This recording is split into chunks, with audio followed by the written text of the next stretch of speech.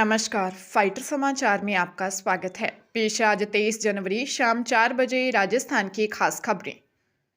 राजस्थान में जनगणना का काम 16 मई से शुरू होगा। पहले चरण में मकानों की सूचीकरण का काम होगा। यह 14 जून तक चलेगा। इससे पूर्व ही सेल्फ सेंसस का काम 1 से 15 मई के बीच होगा। पहली बार नागरिक निर्धारित पोर्टल पर स्वयं डिटेल भरेंगे और जनगणना कर्मी घर आकर वेरीफाई करेंगे। सांख्यिकी विभाग ने राजस्थान में जनगणना के पहले फेज की अधिसूचना जारी कर दी है। पहले फेज की जनगणना में केवल मकान लिस्ट किए जाएंगे। दूसरे फेज में फरवरी 2027 में व्यक्तिगत गिनती की जाएगी। पहली बार जातीय जनगणना भी होगी। देश भर में जनगणना 2027 का कार्यक्रम इसी साल शुरू होगा। इसके लिए 2 लाख से अधिक कर्मचारी अफसरों की ड्यूटी लगाई जाएगी।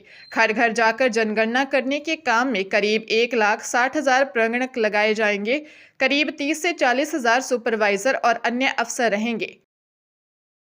सीकर जिले के जुराठड़ा ग्राम पंचायत के पूर्व सरपंच सरदार राव हत्याकांड में करीब 9 साल बाद SC/ST कोर्ट के अपर जिला एवं सत्र न्यायाधीश रेणुका हुड्डा ने गैंगस्टर लॉरेंस बिश्नोई और यतेंद्र पाल को संदेह का लाभ देते हुए बरी कर दिया, जबकि 3 आरोपियों हरदेव राम, अरुण और हरेंद्र को आजीवन कारावास व 6 आरोपियों सुनील, मुकेश, भानु प्रताप, नरेंद्र, कुलदीप और ओम प्रकाश को 10-10 साल के कठोर कारावास की सजा सुनाई गई है।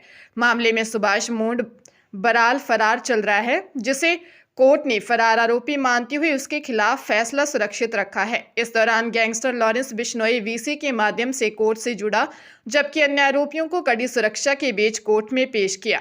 गौरतलब है कि राजनीतिक और चुनावी रंजिश के चलते 23 अगस्त 2017 को दिन दिहाड़े सरदार राव की गोली मारकर हत्या कर दी गई थी। प्रदेश के उप मुख्यमंत्री डॉक्टर प्रेमचंद बैरवा ने कहा कि अशांत क्षेत्र बिल लाने का उद्देश्य पलायन रोकना और लोगों की संपत्ति की सुरक्षा करना है। कोटा दौरे के दौरान वर्धमान महावीर खुला विश्वविद्यालय के दीक्षांत समारोह में शामिल होने के बाद पत्रकारों के सवालों का जवाब देते हुए उन्होंने कहा, कांग्रेस नेता गोविंद सिंह डोटासरा के दंगा कराने की साजिश के आरोप को खारिज करते हुए कहा कि ऐसी कोई बात नहीं है। डॉक्टर बैरवा ने कहा कि कई बार कोई इलाका संवेदनशील बन जाता है और वहां के लोगों को मकान जमीन बेचकर पलायन करना पड़ता है। उन्हें सुरक्षा प्रदान करने के लिए ही यह बिल लाया गया है। हमारी मंशा सिर्फ इतनी ही है। कर्मचारी चयन बोर्ड में OMR शीट के जरिए अंक बढ़ाने के मामले में पूर्व CM अशोक गहलोत द्वारा भाजपा शासनकाल की जांच कराने की मांग पर डिप्टी CM ने कहा कि मामले में यह अभी स्पष्ट नहीं है कि यह हेराफेरी बोर्ड की किस परीक्षा में हुई। इसकी जांच चल रही है। बांग्लादेश ने T20 वर्ल्ड कप से बाहर होने का फैसला कर लिया है। सरकार ने स्पष्ट किया है कि बांग्लादेश क्रिकेट टीम भारत में होने वाले T20 वर्ल्ड कप में नहीं खेलेगी। Bangladesh team T20 world cup का बायकॉट करेगी। इंटरनेशनल क्रिकेट काउंसिल यानी ICC ने उसकी T20 वर्ल्ड कप के मैच शिफ्ट कराने की मांग ठुकरा दी थी। इस बार T20 वर्ल्ड कप भारत और श्रीलंका में होना है, जिसके तहत बांग्लादेश को सभी मैच भारत में खेलने थे, लेकिन वह भारत नहीं आने की जिद पर अड़ गया। बांग्लादेश ने टूर्नामेंट से हटने के फैसले के लिए ICC और BCCI को जिम्मेदार माना है। श्रीगंगानगर की NDPS कोर्ट ने नशीली गोलियों की तस्करी के मामले में एक बड़ा फैसला सुनाया है। स्पेशल जज अजय कुमार भोजक ने आरोपी हसन खान को दोषी करार देते हुए 20 साल के कठोर कारावास और 2 लाख रुपए के जुर्माने की सजा दी है। यह मामला पुरानी आबादी पुलिस थाना क्षेत्र का है। तत्कालीन SHO अवधेश कुमार ने बाइक सवार हसन खान को रोककर तलाशी ली थी। उसके पास से अल्प्राजोलम की 447 नशीली गोलियां बरामद हुई थी। पुलिस ने मामले में नशीली दवाओं की सप्लाई चेन से जुड़े अन्य लोगों अमृत लाल, सुरेंद्र, अंकित गुप्ता, संजय और सुनील को भी नामजद किया था।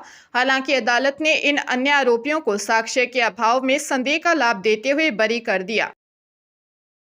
राजस्थान में सक्रिय हुए नए पश्चिमी विक्षोभ के कारण आज मौसम का मिजाज पूरी तरह बदल गया है। जयपुर में सीजन की पहली मावठ दर्ज की गई, जिससे तापमान में भारी गिरावट आई है। जयपुर के अलावा टोंक, नागौर और शेखावाटी क्षेत्र सहित 10 से अधिक जिलों में सुबह से रुक रुक कर बारिश हो रही है। सीकर जिले के कई इलाकों में सुबह करीब 6 बजे चने के आकार के ओले गिरे, जिससे खेतों में खड़ी सरसों, जौ और गेहूं की फसलों को भारी नुकसान की आशंका है।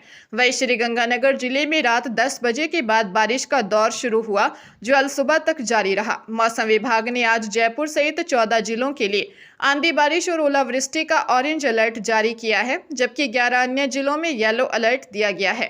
तेज ठंडी हवाओं और बारिश के कारण प्रदेश में एक बार फिर कड़ाके की ठंड लौट आई है। हरियाणा के महेंद्रगढ़ जिले में जमीन खरीद फरोख्त के नाम पर 2 करोड़ 40 लाख रुपए की धोखाधड़ी का बड़ा मामला सामने आया है। पीड़िता राकेश देवी की शिकायत पर आर्थिक अपराध शाखा नारनौल की जांच के बाद पुलिस ने आरोपियों के खिलाफ केस दर्ज कर लिया है। गांव खातोद निवासी पीड़िता ने आरोप लगाया कि रेवासा निवासी सुरेश और हरिओम ने अपने 3 कनाल 3 मरला भूमि बेचने का सौदा उनसे किया था। जुलाई 2025 में हुए इस इकरारनामे के तहत पीड़िता ने 20 लाख रुपए एडवांस दिए थे। बाद में पता चला कि आरोपियों ने उसी जमीन का सौदा कई अन्य लोगों से भी कर रखा है और इसे लेकर पहले से विवाद चल रहे हैं। आरोपियों ने न तो जमीन का कब्जा दिया और न ही उनकी रकम वापस लौटाई। पुलिस मामले की गहनता से जांच कर रही है। राजस्थान हाईकोर्ट ने नेशनल हाईवे पर बढ़ते सड़क हादसों और अवैध निर्माण को लेकर सख्त रुख अपनाया है। हाईकोर्ट ने कहा कि हाईवे के मध्य बिंदु से 75 मीटर की सीमा के भीतर किसी भी तरह का निर्माण कानूनन मान्य नहीं है और ऐसे सभी ढांचों में निर्माण को तुरंत हटाया जाए। कोर्ट ने चेतावनी दी कि यदि तय समय सीमा में स्वयं निर्माण नहीं हटाए गए तो प्रशासन जबरन हटाएगा। वरिष्ठ न्यायाधीश डॉक्टर पुष्पेंद्र सिंह भाटी और न्यायाधीश संदीप शाह की खंडपीठ ने जोधपुर रिंग रोड और NH 125 से जुड़े क्षेत्रों में स्थापित अवैध धर्म कांटों व अन्य निर्माणों के खिलाफ दायर याचिका की सुनवाई के दौरान कोर्ट के सामने यह तथ्य भी आया कि हाल ही में इसी क्षेत्र में हुए एक भीषण सड़क हादसे में 4 लोगों की जान चली गई थी। दुर्घटना स्थल कथित तौर पर एक धर्मकांटे से 300 मीटर की दूरी पर था। NHAI ने भी कोर्ट को अवगत करवाया कि हाईवे 75 मीटर तक किसी भी प्रकार का निर्माण प्रतिबंधित है। पंजाब के मोगा में गैंगस्टर्स और अवैध हथियारों के खिलाफ चलाए जा रहे ऑपरेशन प्रहार के तहत पुलिस को उस समय बड़ी सफलता मिली जब CIA स्टाफ ने बम्बीहा गैंग से जुड़े 3 शार्प शूटर्स को गिरफ्तार किया। इनके कब्जे से 5 देशी पिस्तौल और 18 जिंदा कारतूस बरामद किए गए हैं। SSP Ajay Gandhi, SP D Balkrishna Singla और अन्य पुलिस अधिकारियों ने बताया कि पुलिस को गुप्त सूचना मिली थी कि गुरविंदर सिंह उर्फ गगना, जसप्रीत सिंह और एकजोत सिंह अवैध हथियारों के साथ अजीतवाल क्षेत्र में घूम रहे हैं। ASI वरिंदर कुमार की टीम ने बिना समय गंवाए अजीतवाल अनाज मंडी में नाकेबंदी की। जैसे ही संदिग्धों को घेरा गया, उन्होंने भागने की कोशिश की, लेकिन मुस्तैद पुलिस टीम ने उन्हें काबू कर लिया। ये आरोपी बम्बीहा गैंग के सक्रिय सदस्यों के संपर्क में थे। पूछताछ में पता लगाया जा रहा है कि इन्हें हथियारों की खेप किसने मुहैया करवाई थी और इनका अगला टारगेट कौन था। प्रदेश में पंचायत और निकाय चुनाव होने जा रहे हैं। इन चुनावों में लाखों प्रत्याशी भाग्य आजमाएंगे। उधर चुनावी नामांकन में गलत साक्ष्य या गलत जानकारी देने के मामले में 3 से 7 साल की सजा के साथ साथ 5,000 से 10,000 रुपये का जुर्माना भी प्रभावी रहेगा। इस मामले में राज्य निर्वाचन आयोग ने सभी कलेक्टरों को पत्र लिख दिया है। इसमें बताया गया है कि ऐसे केसों की जांच पंचायती राज के अधिकारी के किसी अधिकारी से नहीं करवाई जाए, बल्कि रिटर्निंग अधिकारी या जिला निर्वाचन अधिकारी द्वारा नामित अधिकारी द्वारा ही तथ्यों की जांच करके फौजदारी संबंधित एक्शन लिया जाए। गौरतलब है कि ये दिशा निर्देश इसलिए दिए गए हैं क्योंकि भांदस के प्रावधानों में बदलाव हुए थे। कई केसों में सजा के साथ जुर्माना भी जोड़ा गया था।